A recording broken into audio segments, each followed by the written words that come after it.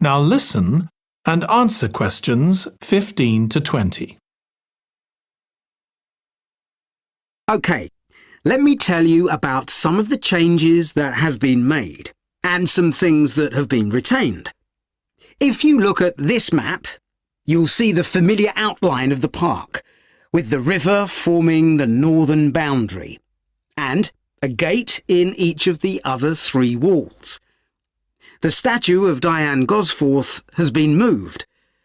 It used to be close to the south gate, but it's now immediately to the north of the lily pond, almost in the centre of the park, which makes it much more visible. There's a new area of wooden sculptures, which are on the riverbank, where the path from the east gate makes a sharp bend. There are 2 areas that are particularly intended for children. The playground has been enlarged and improved, and that's between the river and the path that leads from the pond to the river. Then there's a new maze, a circular series of paths separated by low hedges. That's near the west gate. You go north from there towards the river and then turn left to reach it.